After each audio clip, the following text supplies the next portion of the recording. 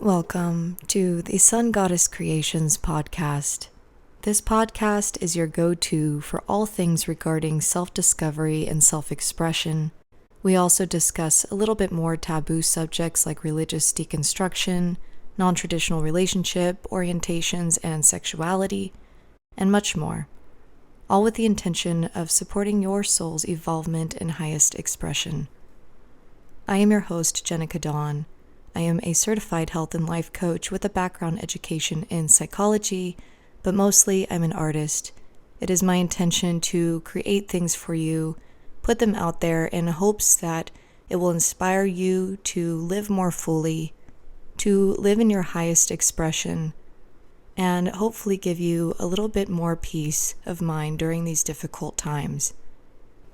I know that many of you listening here today are hurting. You're afraid of what's to come, and some of you have lost loved ones, or you know people who've lost loved ones. I am sending all of my love your way, and I want to address this subject with sensitivity and care. Your pain is valid, your fears are valid, and your anger is valid. With that being said, in this episode, I want to discuss the power of these emotions and how we can use them to take back our power and our freedom on an individual level and as a collective. It's natural and easy to feel overcome by the chaos and the fear, and to feel helpless when the world around us seems to be crumbling, and at the same time want so badly to fix what's going on. It's a beautiful quality that we as humans have to be a hero, to desire change, and to pursue things that we believe will lead to that change. The problem that we face in this, though, is that when we have been taught that our personal power lies outside of ourselves, we feel that it's our job to fight harder, work harder, or attempt to manipulate circumstances enough in hopes that things will change around us according to our desired will. The truth is that nothing around us changes until we change on an individual level. And transformation doesn't come with force and more resistance and aggression, but with allowing our emotions to be what they are, to feel them fully and to let them go. The chaos we are seeing around us, I believe, is simply a byproduct of emotions that have been unacknowledged and unfelt, and therefore have persisted to be seen in order to move through.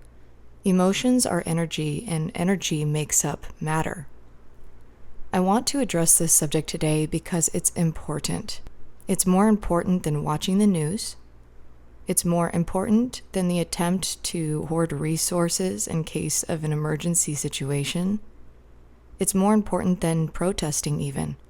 And I do not mean to say that any of these actions are wrong, but I want to touch on the difference between taking these actions out of fear versus love. What we need to remember as a collective is that each of us as individuals are not just our bodies. We're not just the sum of our conditions and how we were raised and the personality traits that we've taken on throughout our lives. We are consciousness in temporary human form playing out certain roles. And which role we take on is always up to us as an autonomous being. Each of us came here with the intention to experience something different, and we also have the power to change our narrative at any time. When we actively choose to focus on all the things going on in the direction of which we are most afraid of, we keep that vibration active in our field. This is not to say that we should spiritually bypass or invalidate the experiences that are going on around us or even inside of us, but it is to say that we can choose which role we want to play in this game. We are alive right now during what could be the most transformative timeline shift that Earth has ever experienced. It is up to each of us as individuals to choose whether we will play the victim or the hero of our own lives. When we feel responsible for the weight of the entire world, we begin acting out of fear and desperation. We feel that others' experiences around us are ours to fix, and we become driven by anxiety and guilt even. When we recognize, though, that we are truly only responsible for who we are as an individual being, what we are focusing our attention on, what we are embodying, and the actions that we are taking, we begin to come from a space of empowerment and love, acting from our callings and intuitive knowings and our desires, rather than out of panic and survival and shame. What we focus on, we amplify. This doesn't mean that others' experiences are not happening. This simply means that your experience does not have to look the same. By you choosing to live a fulfilled and free and abundant-minded life, you naturally inspire and lift others into a reality where they are now able to see the possibility of fulfillment, freedom, and abundance. And I believe that that's truly the future that we all really want to see.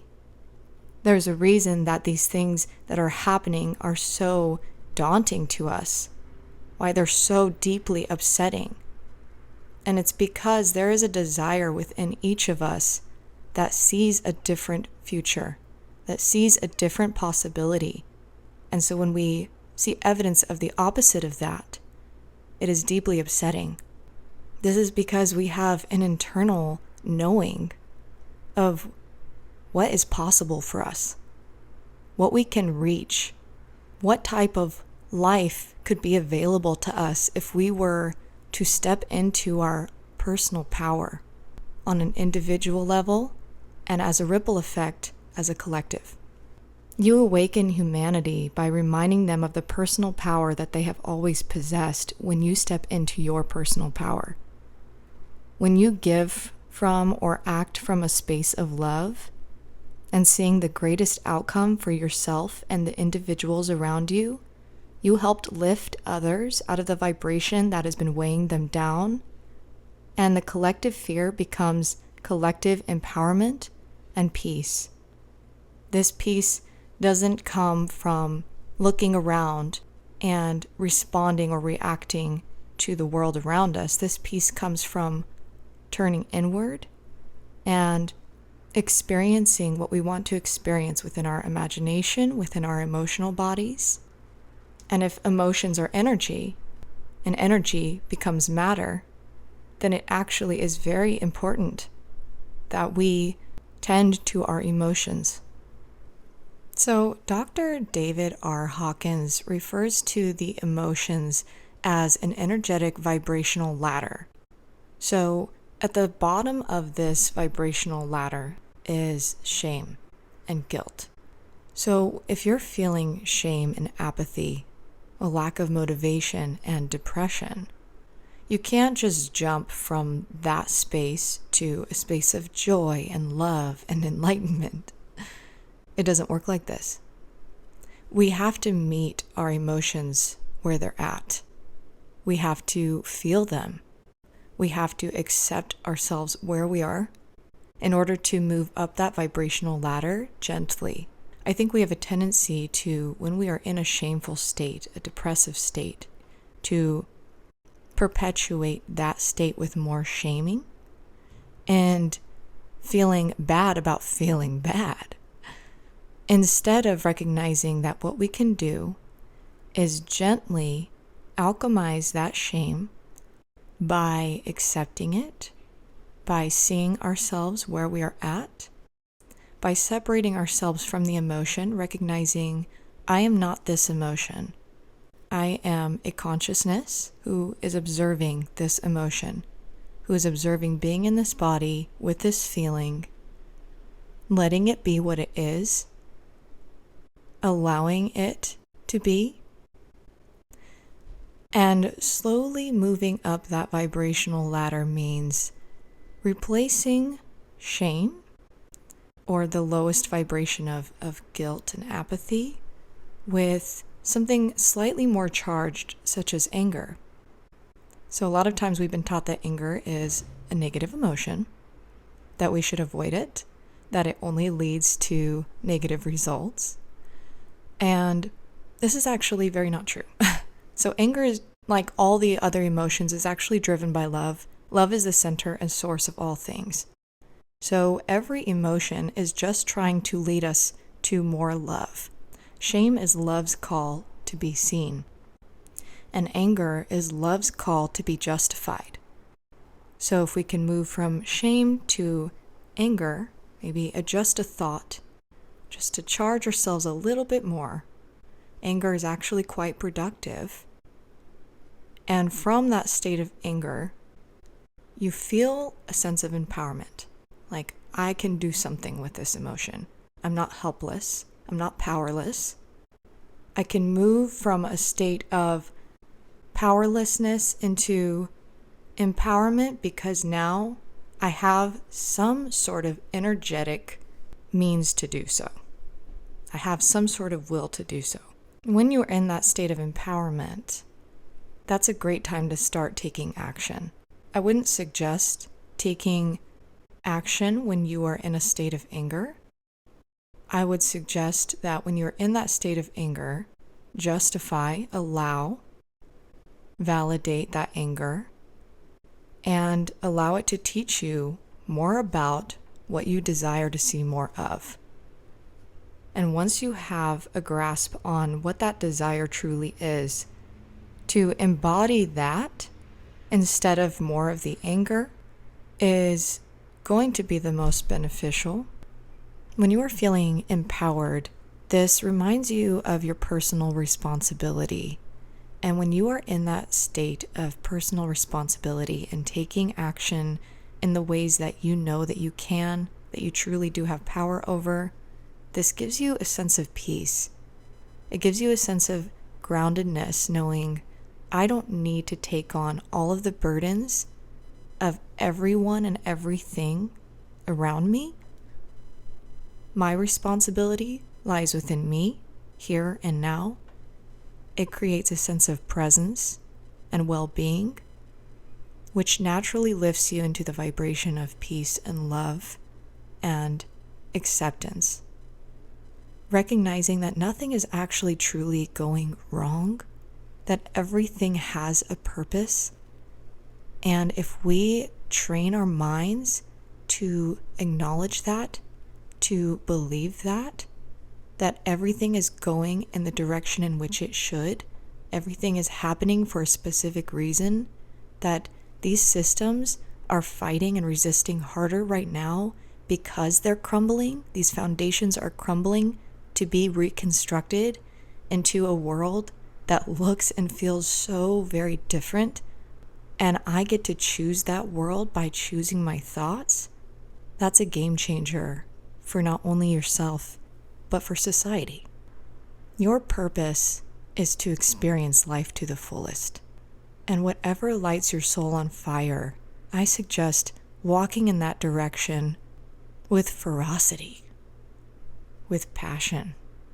In each moment, choose what feels the most exciting to you, what feels the most empowering, what makes you feel alive. It's these little actions that will become the sum of this future that we wish to see. We don't change our circumstances by trying to control and fix and force away what's happening. We change our circumstances by turning inward, accepting, acknowledging the emotions that simply need and want to be seen so that they can create something new. With every rebirth, there is a death. With every new creation, there is a painful birth. We are simply in the birthing process of this new world. When the world feels heavy, when everything around you feels like it's crumbling, and you feel dismantled by it, I urge you to step into your power by stepping into your stillness.